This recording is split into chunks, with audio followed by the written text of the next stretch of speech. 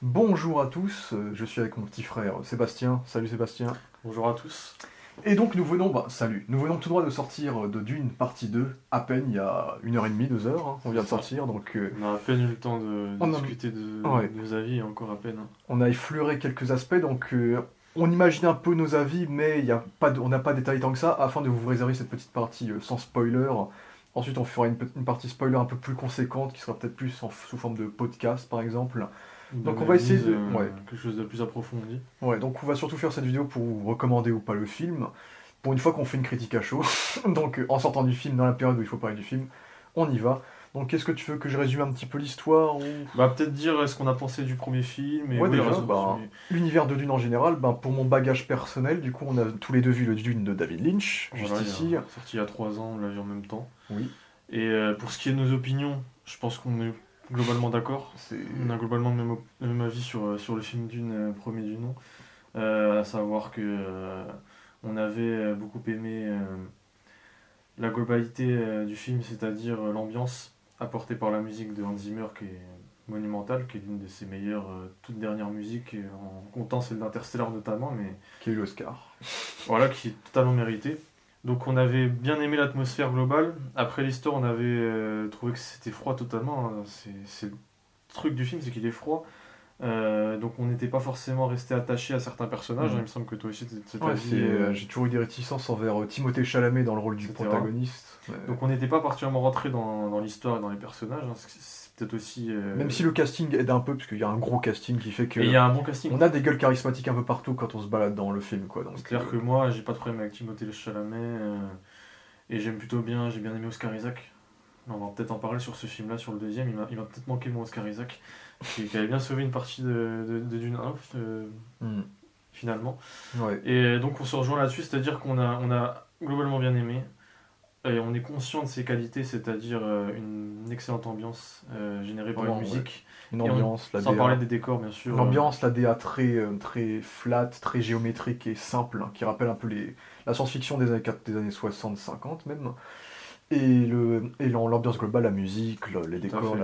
le rythme de 2h40 qui fait un peu du bien d'avoir une forme un peu d'épopée de SF, c'est quelque chose qui manque un peu de nos jours en termes de blockbuster et de films Donc à c'est un film visuel. rafraîchissant qui est Oui. arrivé là Et le côté dans auteur, hein, un peu. une période de Marvel, de films Marvel qui ne s'arrêtait pas. Donc globalement on l'a très bien pris. On a Ouais. bien pris ce film. Puis toi t'as lu le livre ensuite. Ouais, et j'ai lu l'idée. Bah, déjà, on avait vu le Lynch après. On a revu le Le David Lynch Lynch, juste ouais, après. Je crois pas qu'on en a parlé tant que ça. Non, en vrai, non. Bah, c'est très. Est-ce C'est que un c'est film qui est mauvais? raté, il faut le dire. C'est un film raté. C'est un film qui est raté par le Après, c'est montage. pas la. Il y a tout un tas de Il y a choses. une DA qui est, il y a une DA qui est sympathique, qui est très 80s. C'est intéressant de voir de la SF façon David Lynch, vu que c'est la seule fois qu'il en a fait. En gros, et avec la musique, avec la BO qui est assez cool aussi, qui crée un côté un peu rock'n'roll au film. Mais c'est vrai qu'en termes de casting, les acteurs ils savent pas trop ce qu'ils jouent, tout va trop vite, tout Il y est a ça effréné. aussi, tout On à n'a fait. pas le temps de comprendre, du coup il y a beaucoup Ouais, il y avait d'expositions. également un bon casting avec Ouais, avec Kyle MacLachlan. qui débutait, donc c'était plus. Bah, il y avait Patrick Stewart qui C'était indiquait assez le bon, côté. puis il y avait, Par exemple, le côté Stewart. petit non connu un peu dans le film. Sting qui était assez bon aussi. J'ai Oh, pas vu de avec problème avec avec Sting. son petit slip là. Et la musique de Toto que j'avais trouvé exceptionnelle, c'était composé par Toto. Ouais. Mais le film en général était raté. Et puis, bah, je Tout à vous fait. invite aussi à regarder le documentaire Jodorowsky Dune également, pour montrer que Dune c'est un peu le bouquin qui est considéré comme inadaptable par tout le monde. Et Denis Villeneuve s'est lancé le défi de l'adapter. Il a plutôt bien réussi à l'adapter, déjà en le coupant en deux avec un premier film qui était plutôt réussi. Et donc en ayant tous les deux vu le Lynch et en ayant lu le bouquin nous concernant, et donc connaissant les événements donc, de ce film, plus ou moins, et ben nous vous parlons de Dune partie 2 sans spoiler. Donc On va y aller avec par où veux-tu commencer? notre opinion plus simple. Qu'as-tu pensé toi des Dune 2? Je trouve, j'ai rarement, ça fait longtemps que j'avais pas eu ce sentiment devant une séance de cinéma à chaud, hein, là je vous le dis à chaud, d'avoir vécu une épopée de 3 heures avec une vraie patte artistique, un auteur qui veut représenter quelque chose, représenter une vision. Depuis le Babylone de Damien Chazelle, qui était mon coup de cœur de l'année dernière, vraiment un grand Était film commun, bien sûr. long, avec une identité qui est très intéressante et quelque chose qui est rafraîchissant par rapport au blockbuster un peu fadasse qu'on a souvent et de plus en plus, notamment l'année dernière où il y a eu plein de flops, hein, par rapport à cela. Et donc c'est ça que j'ai aimé, c'est qu'il y avait vraiment un côté expérience en fait, comme Oppenheimer un petit peu, même si j'ai préféré Oppenheimer. Oppenheimer j'ai quand même des réserves. Là c'est vrai que ce film-là j'étais assez bouche bée, je savais pas quoi dire à la fin du film tellement l'expérience était généreuse en fait. C'est un film que je trouve très généreux, qui m'en montre beaucoup, qui développe beaucoup d'aspects. tout en ayant un côté contemplatif. C'est un film qui prend son temps, beaucoup son temps. Bon, c'est pas un spoiler, mais les 40 premières minutes, on est quasiment que sur Arrakis avec Avec Paul, le perso de Paul Chalamet, et de Chani. Zendaya. Paul et Chani.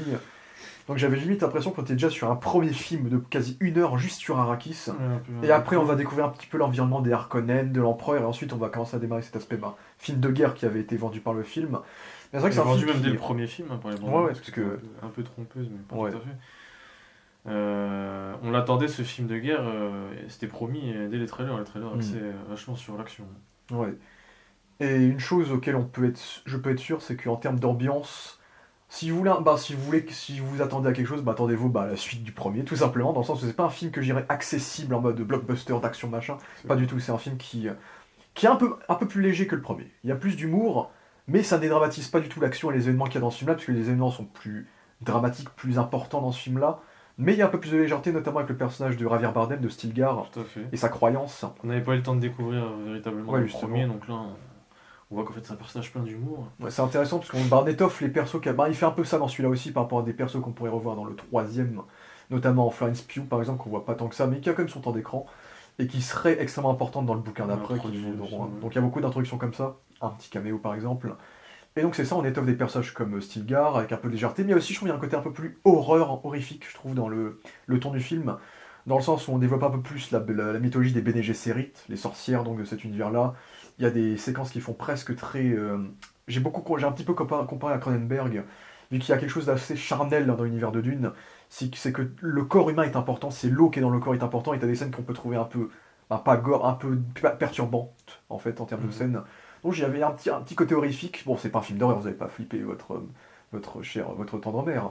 Mais c'est un film qui a des relents vraiment étonnants, quoi. C'est pas le blockbuster classique. Donc globalement, t'as passé un moment, t'as apprécié, parce que c'est un film qui dure 2h45.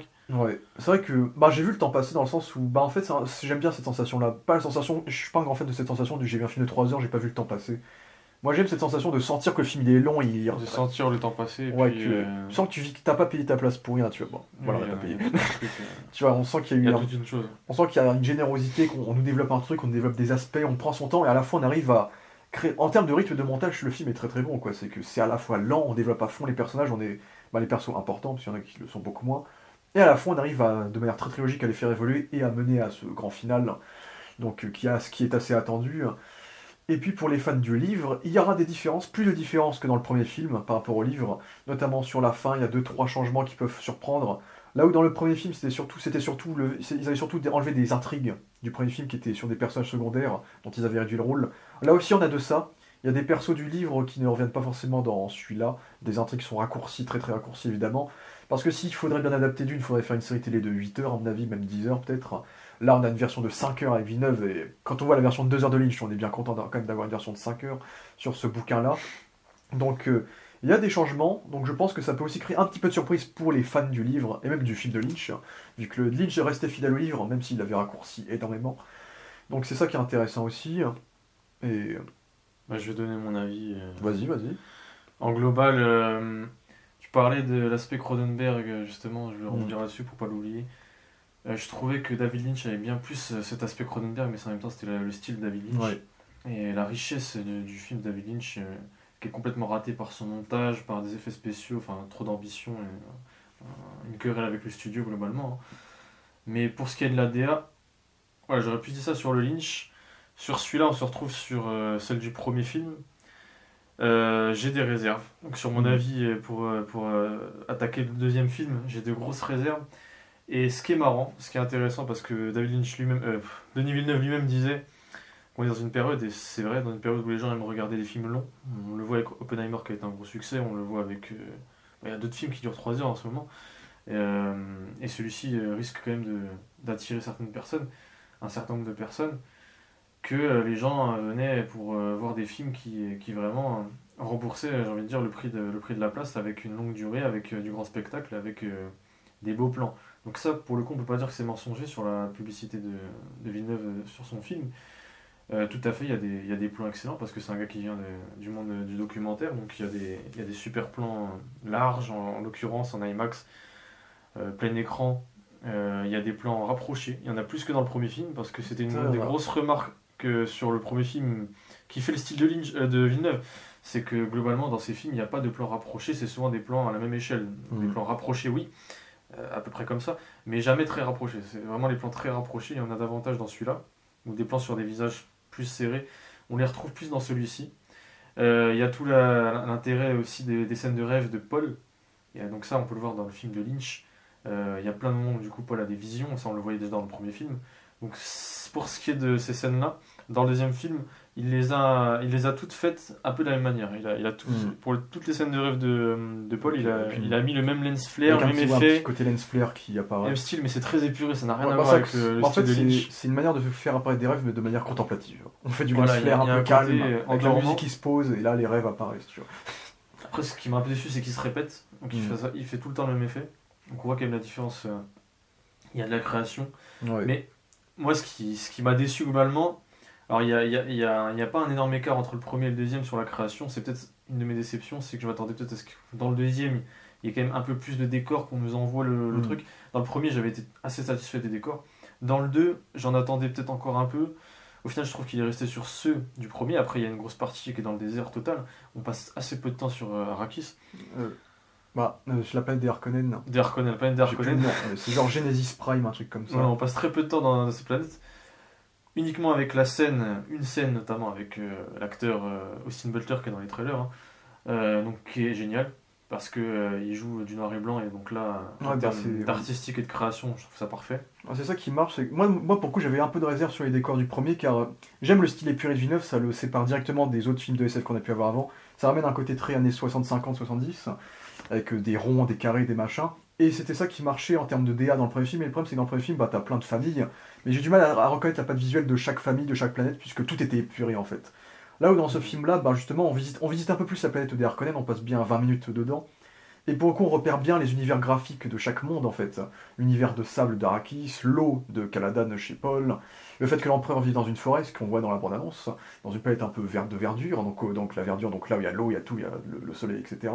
Et la planète des Harkonnen qui est déjà, comme on le voit dans la bande-annonce, en noir et blanc, ce qui n'est pas juste un gros gimmick artistique en mode je vais faire ça en noir et blanc, trop bien. Ouais, il y a une explication. Il y a une explication. Tout à fait. Mais je trouve il y a quelque chose d'impressionnant qui fait presque expressionnisme allemand en fait. Il y a de ça, et puis le côté gladiateur, parce que c'est une scène de. On va pas spoiler. Il y a un combat, il y a une arène. Il y a un combat. On le voit dans le trailer. Et donc ça donne un côté presque, j'ai pas envie de dire censuré, mais il y a quelque chose de. Enfin, ça m'est déjà vu de voir des tributes ou tout un tas de vidéos YouTube où on met du noir et blanc sur des scènes épiques, et là ça donne un cachet. Surtout avec le fait que le personnage de Steven Butler soit tout blanc. Donc il ressort parfaitement avec sa tenue noire. C'est le jeu des Harkonnen. C'est ça qui est parfait, c'est qu'il a créé une ethnie avec les Harkonnen, ils sont tous blancs, fringués en noir. Donc le côté planète en noir et blanc fonctionne parfaitement en fait. Et donc on passe plus de temps dans ce côté-là et on voit une planète vraiment technologique qui marche bien, un peu gigeresque, un peu à la Alien en fait en termes de design, avec ses organes noirs mécaniques en fait. Donc en termes de DA, je trouve que ce film m'a plus satisfait. Et puis on voit aussi dans le trailer, on voit aussi le vaisseau de l'empereur qui est une boule de verre en fait. Et les effets spéciaux, là on a rien à redire, j'ai envie de dire, je pense. Non, il y a un plan aérien. Ouais. Je sais plus sur quelle planète, c'est la planète Arrakis. Oui. Ouais, Arrakis. Pendant le combat final. Ouais, il y a un petit plan aérien. Il y a un plan aérien qui est entièrement, je crois, en CGI. Ouais, il y en a un, c'est vrai. Qui se voit. Ça se voit que c'est juste CGI, mais ça dure.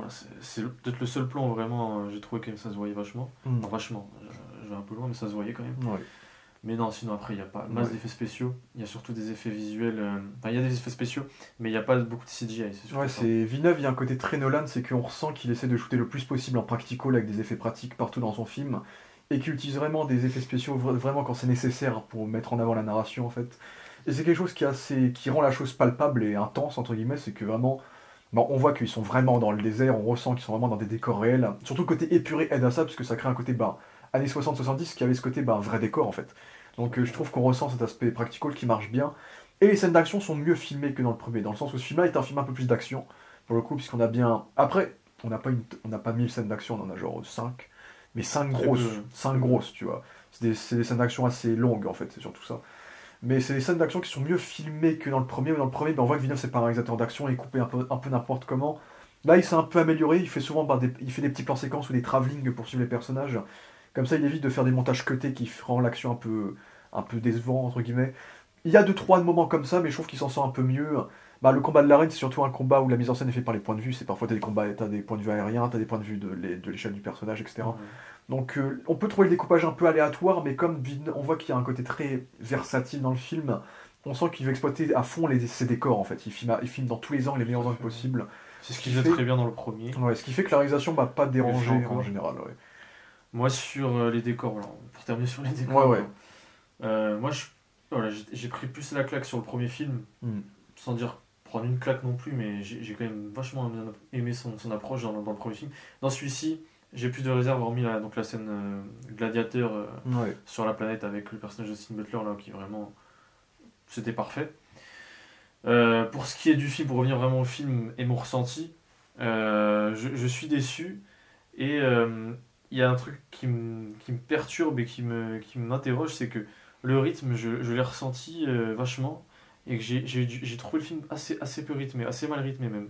J'ai eu du mal à prendre ça comme 2h45. Le premier était passé et il durait quoi, 2h25, 2h30 35. Ah oui, 2h35. Il y a 10 minutes de moins.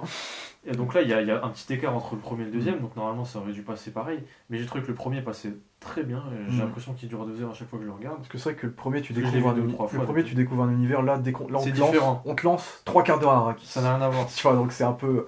Donc il y a faut se besoin remettre à d'explications. l'ambiance, quoi. Ouais. Mais moi, ça m'a pas fait rentrer dans le film, ça m'a pas permis de rentrer dans le film. Au bout de. Voilà, il y a les 45 minutes d'introduction, entre guillemets. On est sur la planète. Enfin, Ouais, Arrakis.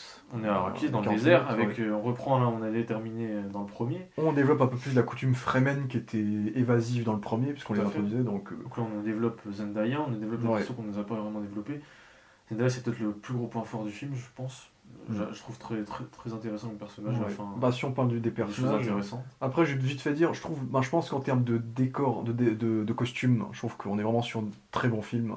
Alors, je pense en termes de costume, ça mériterait en vrai l'Oscar, je serais pas contre. Ça dépend des films qui rappellent Zack Snyder pour ce qui est des costumes. Zack Snyder, souvent, il y a beaucoup de. Notamment le personnage de Florence Pugh. Il y a beaucoup de bijoux, de jeux avec des petits. Faut voir des jeux de métal, etc. Ouais.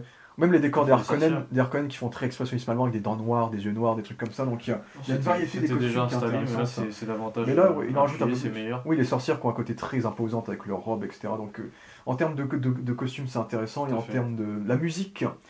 Je trouve la musique est très bien, c'est surtout Hans Zimmer utilise les thèmes qu'il a mis dans le premier, il a juste créé une musique originale, qui est pas un spoiler vu que c'était la musique du dernier trailer.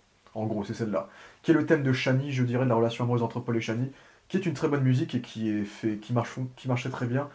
Même si je ne donnerais pas l'Oscar à Hans Zimmer cette fois, vu qu'après il a essentiellement repris les thèmes du premier film. Sinon. Donc là, il y a ce problème de rythme selon moi. J'ai toujours eu du mal à rentrer dans le film. Il dure 2h45 et puis j'ai pas senti le film être rapide. J'ai senti les 2h45, j'ai eu du mal à rentrer dedans globalement. Ouais, c'est vrai que c'est là qu'on peut être un peu divisé. Ça a forcément joué dans mon approche ensuite critique. Mais il y a des choses qui sont factuellement. Qui se disent factuellement par rapport au premier film, où je peux émettre une comparaison, c'est que la musique dans le premier film était utilisée dans des moments, dans des scènes, notamment la scène d'invasion des Harkonnen sur la planète de Paul. Ouais, sur les Atreides. Sur les Atreides, où il y avait une utilisation de la musique qui était géniale avec le score de Paul's Dream, je crois. Et il y avait pas mal de moments dans le premier Dune qui avaient des utilisations de musique excellentes et des scènes qui étaient épiques. Dans celui-ci, c'est mon avis, je trouve que déjà ils réutilisent pas les meilleures musiques du premier. Les meilleures musiques du premier, on les a que partiellement, on les a pas en entier. Donc Paul's Dream, on l'a pas. On a que des bouts de Paul's Dream, on n'a pas le meilleur thème pour moi du premier film, on l'a pas. Alors que pour moi, il fallait le mettre dans le combat final. C'est des choses. Pour moi, ce qui aurait pu faire naître l'émotion dans ce Dune 2, c'était déjà la musique, parce que c'était le plus gros point fort du premier pour moi, l'ambiance créée par cette musique. Et du coup, il se passe pas ça. Donc je suis déçu forcément parce que les meilleures musiques du premier, il les met pas, ou il les met que partiellement. Et il en crée une qu'on retrouve à la fin, qui est beaucoup plus douce, qui n'a rien à voir, tout autre registre. Mais que je trouve pas non plus d'un haut niveau. Je trouve pas que Hans Zimmer s'est transcendé pour composer celle-là. Je sais pas s'il l'a composé tout d'une traite, ou je sais pas comment il a fait ça, parce qu'il a vraiment réutilisé globalement les musiques du premier. Donc j'ai une déception globale sur la musique qui fait que forcément ça avait fait mon appréciation globale et de plus en plus grande du premier film, parce qu'en le revoyant j'adore vraiment la musique. Dans celui-ci forcément ça marche moins, donc ça fait que j'ai des moments d'ennui, j'ai des moments ou notamment les scènes qui sont censées être épiques, je n'ai pas forcément accroché à l'ambiance, j'ai pas forcément. Si ce n'est peut-être la scène où Paul va. C'est dans le trailer, est-ce qu'on peut le dire? Ouais. Il va dompter un verre. Oui, ça c'est important. C'est quand même bien ça. annoncé. Ouais. Là, il y a quand même une montée d'adrénaline avec la musique qui se joue, c'est pas mauvais. Mais j'ai mis une grosse déception sur la musique qui fait que ça a forcément joué sur mon appréciation. Ensuite, pour finir globalement sur là en quoi je suis déçu, c'est qu'il y a toujours les points négatifs de Denis Villeneuve, c'est-à-dire que c'est pas quelqu'un qui sait découper un film, donc il n'y a aucune logique de découpage dans ses films. Par exemple, le début du film, c'est un plan sur. Sans spoiler, c'est le tout début. C'est un plan sur l'acteur, le vieux là. Merde. Christopher Walken. Ouais, Christopher Walken, ouais. Donc je crois qu'on a un plan sur la tête de Florence Pugh ou de Christopher Walken, l'un des deux. Ouais. Et après, on a un plan large. Donc il introduit une scène sans faire un plan large et on a direct un plan rapproché. Donc ça, c'est déjà des choses qui se font pas dans le cinéma. On introduit toujours une scène par un plan large. Donc c'est perturbant. Il y a des moments c'est perturbant. Il y a plein de moments dans le film où il le fait pas, où c'est globalement bien découpé. Quand je dis bien découpé, c'est-à-dire c'est simple. Mais là où vraiment les limites de Villeneuve sont présentes, c'est que c'est du plan-plan. Je trouve dans le film on reste sur du plan-plan tout le temps. Et ce qui m'a vachement déçu, moi, c'est la fin. Peut-être qu'on en reparlera si on fait une partie spoiler. Mais ça nécessite pas forcément d'en parler. Ce que je veux dire, c'est que le décor final, la scène finale, qui est censée être une scène plus que forte, notamment avec Paul, avec tous les personnages, en fait, sans spoiler, le décor m'a déçu. Je trouve qu'il y avait de bien meilleurs décors dans le premier, qui n'ont pas été exploités dans le deuxième, alors qu'il y a des scènes plus importantes dans le deuxième. Donc il y a un truc qui est raté. Et il n'y a pas la musique du premier, alors que c'est les moments plus importants que le premier. Donc pour moi, il y a un truc qui rate dans ce film-là, Villeneuve. Il y a un truc qui m'a déçu automatiquement. C'est qu'il y a ses défauts globaux, c'est-à-dire qu'il ne sait pas découper un film, donc il y a souvent des mêmes échelles de plans. Il a du mal à varier ses plans. Regardez la réalisation de David Lynch sur son film, c'est une masterclass à côté. Il fait des styles, il y a 15 000 effets de style dans le film de Lynch, il y en a 4-5 dans le film de Villeneuve. Sans renier le film de Villeneuve, parce qu'il y a tout un cadrage qui est excellent, parce que c'est un mec qui vient encore une fois du style du documentaire, et il cadre extrêmement bien, il fait des super plans. Mais forcément, en connaissant déjà, en ayant ça en tête, parce que moi j'ai toujours eu des appréhensions sur Denis Villeneuve, forcément, bah, je ne peux qu'être déçu parce que je trouve que en ayant raté les meilleurs moments, c'est-à-dire sans mettre la musique, sans mettre les décors qu'il y avait dans le premier, c'est-à-dire il m'a pas vendu ce qu'il m'avait vendu dans le premier, mais je sais pas si c'est un manque de moyens, j'en sais rien.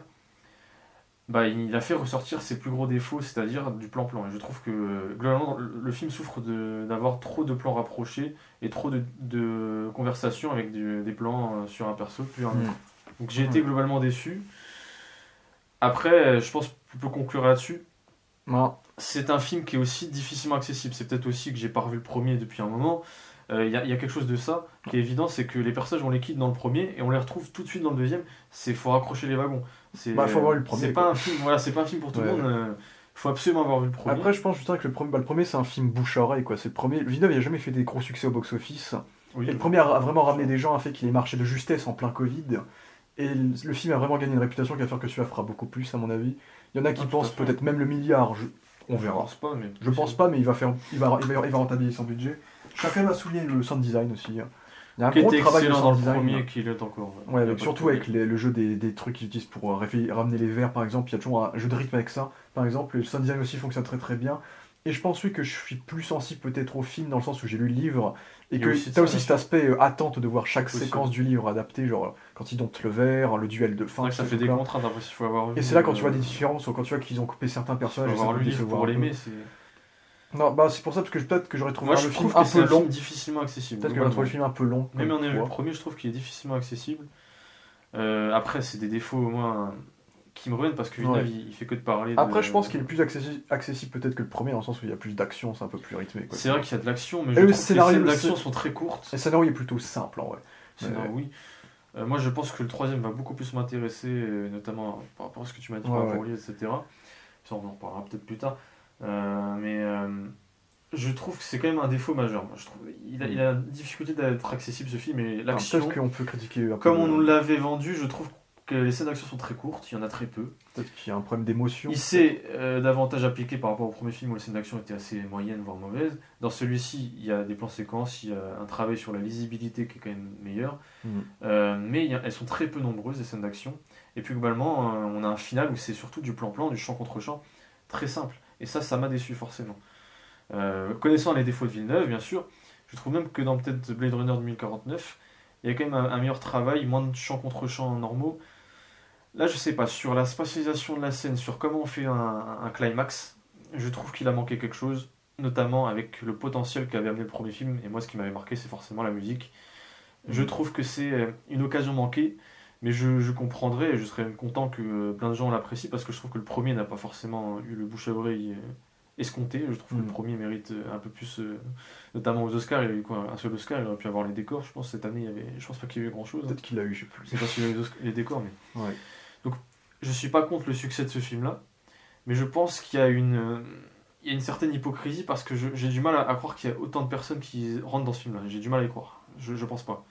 On verra le pognon qu'il Soit happé par l'ambiance, ça, totalement. C'est ça, on a surtout vu des avis cinéphiles, entre guillemets. Donc, Voilà, mais voilà, des gens qui avaient déjà quand même un certain degré de connaissance sur le sujet. Et pour un Villeneuve, c'est plutôt accessible. Pour un Villeneuve, on va dire. C'est vrai que voilà, si on regarde à côté de 2049, de Blade Runner 2049, c'est plus accessible, c'est sûr. Le Dune premier du nom, moi je l'ai trouvé plus accessible, mais peut-être pas en termes d'histoire. C'est vrai que celui-là, en termes d'histoire, est plus simple, il y a de l'action. Ouais. Non, on va effleurer, mais il y a aussi le côté un peu religion, thématique par rapport à. Voilà, ça sera surtout dans la suite. Ouais, ça on peut gueuler parce que c'est l'islam. En gros, c'est l'islam, mais il n'y a pas d'acteur arabe dans le film. Il y a l'actrice française Souheila Yacoub. Là, Ouais, je sais pas qui c'est. Il y a quelques acteurs, mais en fait, il n'y a pas de perso principal. Au moins, il est un peu fidèle dans l'ethnie, dans le sens où tous les Fremen sont des gens de couleur, tu vois. Voilà, soit du Javier Bardem, du Zendaya, c'est pas les mêmes ethnies du tout. Mais on n'a pas parlé de Javier Bardem. Bon, après, je l'ai plutôt bien aimé dans ce moment. On n'a pas parlé des personnages. Après, on a dit ce qu'il fallait dire, plus ou moins. Mais les personnages. Chalamet, je suis pas un grand fan de Chalamet, j'ai jamais trop berné un peu son physique de manière générale, je sais pas, j'ai un petit problème. Dans le premier film, ça me dérangeait qu'il soit un peu froid, parce que dans le premier film, c'est le moment où tu es censé être attaché à lui pour qu'ensuite il devienne le Messie, un peu froid, rigide. Du coup, dans ce film-là, je trouve qu'il passe mieux parce que déjà, il a une très bonne évolution qui marche très bien de A à Z, surtout que c'est une évolution importante.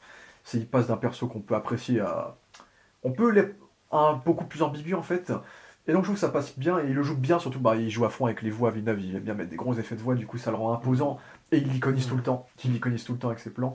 Comme Rebecca Ferguson, c'est un peu le même arc, enfin c'est la mère gentille et au fil du film elle se déshumanise également. Moins que dans le premier, il y avait quand même une relation mère-fils qu'on retrouve pas spécialement dans celui-là. Là moins parce que en fait les deux ont un procédé de déshumanisation en fait, et donc je trouve que pour les deux ça marche très très bien. On a Zendaya qui est plus développé, qui a un peu l'apport humain justement par rapport à Paul qui lui se déshumanise. Donc, qui découvre pas mal, c'est quand même un perso en vigueur. Je suis pas non plus forcément une immense fan de Zendaya, mais ça fait du bien de l'avoir joué un perso un peu parmi tant d'autres d'un peuple, tu vois, qui est pas qui est pas une reine ou quelque chose, quoi. Paul l'a vu et elle est tombée sous son charme, entre guillemets. Et la relation est plutôt développée, fonctionne plutôt bien. J'ai bien aimé le personnage d'Austin Butler, qui en vrai assez basique, dans ce côté un peu psychopathe taré qui adore buter des gens, tu vois. Mais il est charismatique, il a un cardian qui marque, on voit qu'il s'amuse dans le rôle. Il bouffe l'écran par rapport à des acteurs. Peut-être Chala, mais je sais pas. C'est vrai que je suis plus. Parmi les acteurs nouvelle génération, c'est celui que je mise le plus. Tu vois. Il est très versatile en fait, passer de Elvis à ça, tu vois. Il y a Léa Seydoux aussi. Vite fait. Elle a un petit rôle, vous venez pas pour Léa Seydoux. Elle fait rire. Elle a un petit. Il y a deux, trois acteurs connus qui ont des petits rôles. Et puis, ça fait du bien, je trouve ça cool de voir Christopher Walken dans un film comme ça. Très bien, qui est une légende des années 70-80, quoi. Il est tout vieux, malheureusement. Mais... justement, on joue un peu sur le côté empereur un peu fatigué dans ce film-là. Très fatigué. Mais ça lui va bien, tu vois. Il a une forme de noblesse, en fait, automatique. Mais ça fait plaisir de voir un homme comme ça. Et même Florence Pugh aussi, Florence Pugh a un rôle un peu sage, en fait, qui, je trouve, passe bien avec elle également et avec ce duo d'empereur, en fait. Il y a de l'humour, donc avec Javier Bardem. Moi j'ai été un peu réticent. Voilà, nous-mêmes on trouve ça vachement drôle, mais ça va pas. C'est peut-être les aspects qui font qu'il est plus accessible que le premier. Moi j'ai des réserves qui font surtout que ce que j'ai aimé dans le premier, je l'ai pas retrouvé dans le 2, ou pas comme dans le premier forcément, mais j'ai pas retrouvé les points forts du premier dans le 2. C'est-à-dire la musique, je trouve qu'elle est forcément de fait en dessous, l'utilisation est moins bonne.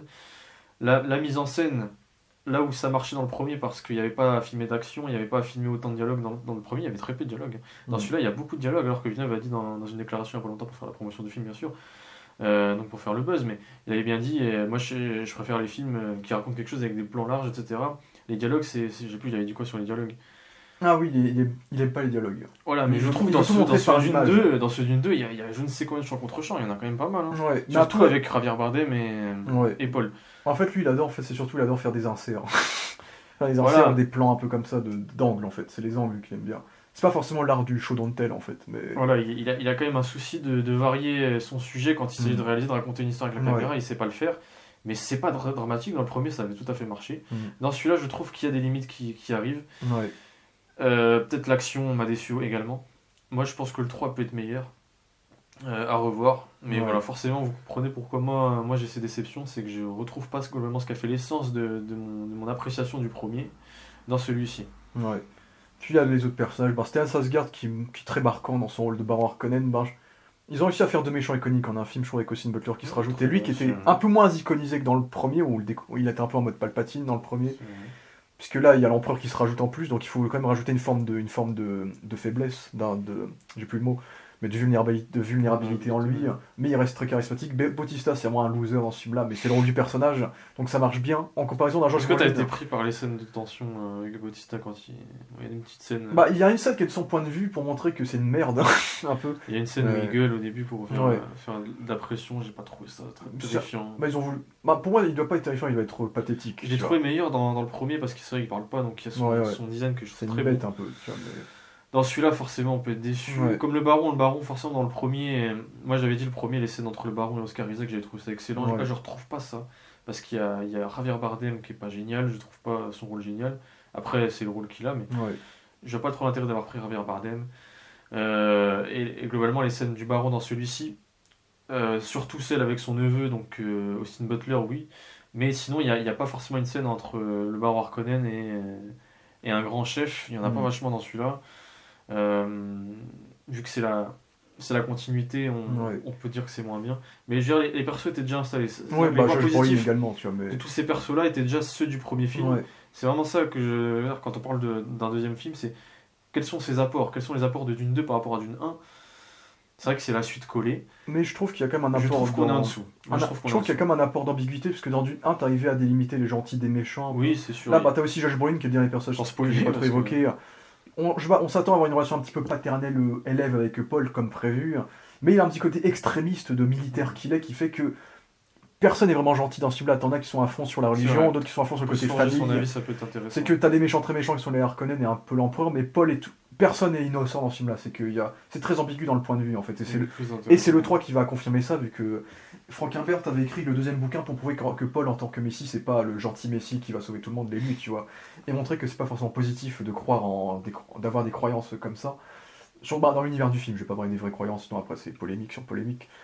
Mais voilà, en général, Alors, je pense que j'ai été moins sensible sur le découpage car il y a plus à fond, mais j'étais plus sensible sur la narration parce qu'ayant lu le bouquin, il y a des choses que j'attendais.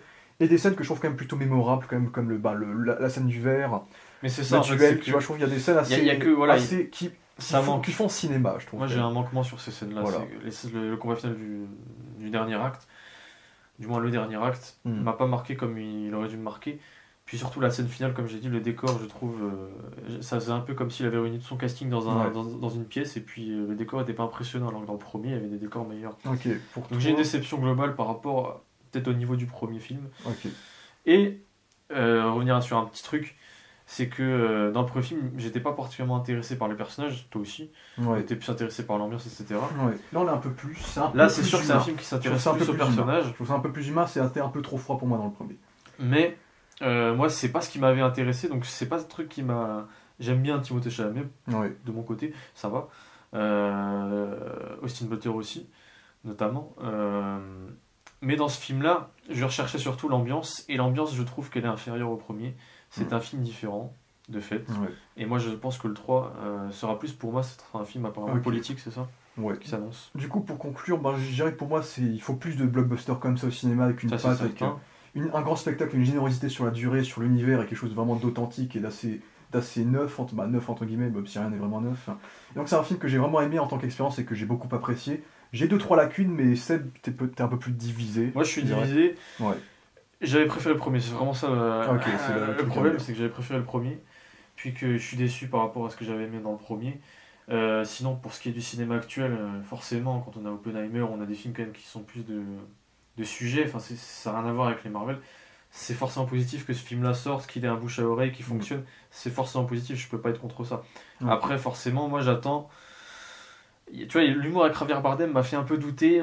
Il y a quand même un côté plus grand public, je trouve, dans celui-là. Dans ce côté accessible, c'est vrai que tu as peut-être raison. Le froid du premier film m'avait séduit. Là, je trouve il vient plus vers un côté blockbuster, qui est logique, mais qui forcément, moi, me déçoit parce qu'il n'a pas les capacités de filmer non plus. Il n'a pas des capacités de filmer exceptionnelles, Denis Villeneuve. Il faut regarder le film qu'a fait Damien Chazelle l'année dernière qui s'appelle Babylone. Ça n'a absolument rien à voir. Donc un film de 3 heures, j'ai des réserves, forcément. Ok. Bon bah c'était notre avis sans spoiler sur Dune partie 2. On verra si on fera une partie spoiler, mais en tout cas de manière générale on vous recommande quand même d'aller le voir. On recommande de soutenir ce cinéma, forcément. Allez pas voir Madame Web, en gros, forcément. On est loin. Donc voilà, c'était notre review. Donc peut-être pour une partie sans spoiler, donc j'espère que vous avez apprécié cette vidéo. Et la sortie de Deadpool 3. On verra ça. Le grand clap. Et on fait un dernier clap pour dire salut à tous. Salut.